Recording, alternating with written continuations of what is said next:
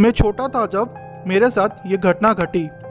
हमारा प्रॉपर तमिलनाडु है, पर मैं अपने माँ बाप के साथ कर्नाटका में रहता हूँ। हर गर्मियों की छुट्टी में मैं अपने दादा दादी के घर तमिलनाडु घूमने जाता था। आज मेरी उम्र 24 की है और मैं क्रिश्चियन फैमिली से बिलोंग करता हूँ। और मैं हमेशा ये मानता था कि अगर गॉड है तो बुराई भी इस दुनिया में है। मेरे दादा दादी का घर एक छोटे से गांव में है, जो कि हाईवे से गुजरकर छोटे छोटे रोड को पार करके गांव में होता है। तो हमें ट्रेन या फ्लाइट से वहां तक पहुंचना होता था और फिर वहां से टैक्सी लेकर अपने दादा दादी के घर। तो हुआ यूं कि मैं तो पहले से ही अपने दादा दादी के घर आ गया था और अपनी बहन के आने का इंतज़ार कर रहा था। वो मेरे साथ नहीं आई थी क्योंकि उसे कुछ काम था, इसकी वजह से वो मेरे साथ नहीं आई। तो हमने ये सोचा कि क्यों ना मेरी बहन को लेने जाए।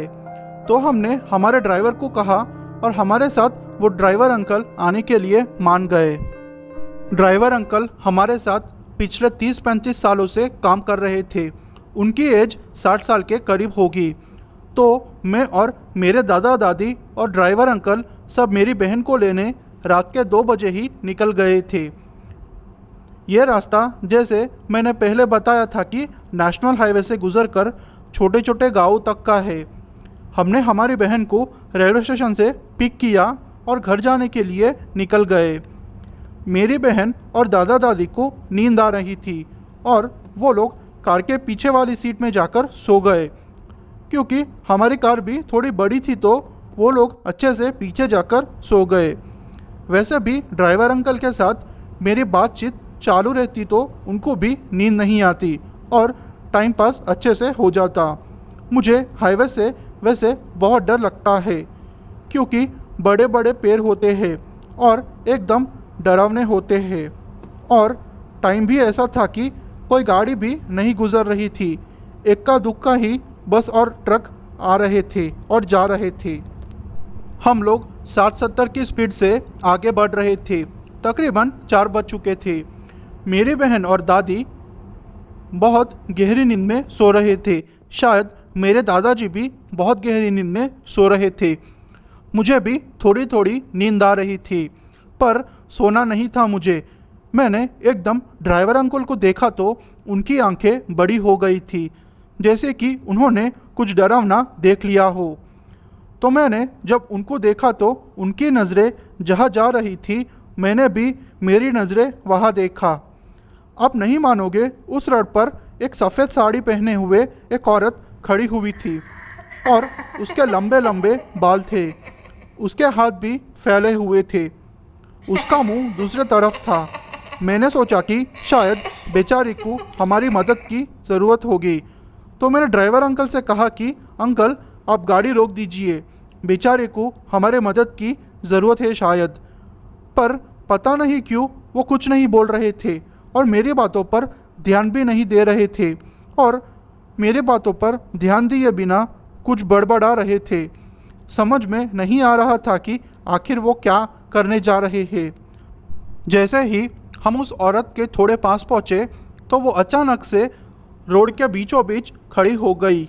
ये देखकर तो मेरा दिल ज़ोर ज़ोर से धड़कने लगा। मुझे कुछ समझ में नहीं आ रहा था, पर ड्राइवर अंकल ने गाड़ी और तेज़ कर दी। मुझे पता चल गया था कि क्या हो रहा है, पर फिर भी मैं ड्राइवर अंकल पे चिल्ला रहा था कि गाड़ी रोक दे, वरना वो औरत मर जाएगी। पर फिर भी वो मेरी बात नहीं सुन रहे थे। और क्या था, वो औरत हमारे गाड़ी के नीचे आ गई और पता नहीं उसका क्या हो गया था। मैंने आंखें बंद कर दी और खोल के ड्राइवर अंकल को डांटा, पर वो फिर भी गाड़ी स्लो नहीं कर रहे थे। मैंने जब गाड़ी के शीशे से देखा तो मेरे रोंगटे खड़े हो गए। वो औरत अभी भी वही खड़ी हुई थी और उसका मुंह दूसरी तरफ था। मतलब हमें उसका मुंह नहीं दिख रहा था। मतलब कि उस औरत के आर पार हम लोग गुजर गए थे। मैं समझ गया था कि यह कोई इंसान नहीं है। मैं कांप रहा था, पर ड्राइवर अंकल ने मुझे चुप करवाया। अंकल बहुत दूर जाके हमारे गांव से कुछ दूर आगे एक चाय की टपरी पर गाड़ी रोकी और मेरे कंधे पर हाथ रखकर बोला कि मैं तुम्हें यह सब बता नहीं सकता क्योंकि तुम अभी छोटे हो। मैंने बोला मुझे बोल दीजिए, वो सब मैं झेल लूँगा। तो अंकल ने बताया कि कोई भी ऐसे हाईवे पर दिखाई दे तो हमें गाड़ी नहीं रोकनी चाहिए। मुझे यह बात मेरे बुजुर्गों ने कई साल पहले कही थी, इसलिए मैंने गाड़ी नहीं रोकी। और इन चीज़ों पर ध्यान नहीं देना चाहिए, वरना कुछ भी हो सकता है। अगर मैंने गाड़ी रोक ली होती तो पता नहीं हम जिंदा होते या नहीं। इसलिए मैंने तुम्हारी बात पे ध्यान दिए बिना गाड़ी आगे बढ़ाई थी। सच बोलूं, मेरे दादा दादी बहन को कुछ नहीं पता चला। वो लोग जागे भी नहीं, तब पता नहीं क्यों। पर जो भी हुआ अच्छा हुआ, उस चीज़ से उनका सामना नहीं हुआ। मैंने इस घटना के बारे में मेरे दोस्तों को बताया, पर वो लोगों ने मानने से ही इनकार कर दिया। वो लोग बोले कि मैं मजाक कर रहा हूँ। पर दोस्तों, यह मजाक बिल्कुल नहीं है। यह घटना मेरे साथ सच्ची में घटी थी। तो दोस्तों, आपको मेरी कहानी कैसी लगी? अगर मेरी कहानी पसंद आई हो तो कमेंट में अपनी राय दे दीजिए और इस वीडियो को लाइक कर दीजिए। ऐसे ही कहानी सुनने के लिए मेरी चैनल को आप सब्सक्राइब कर लीजिए।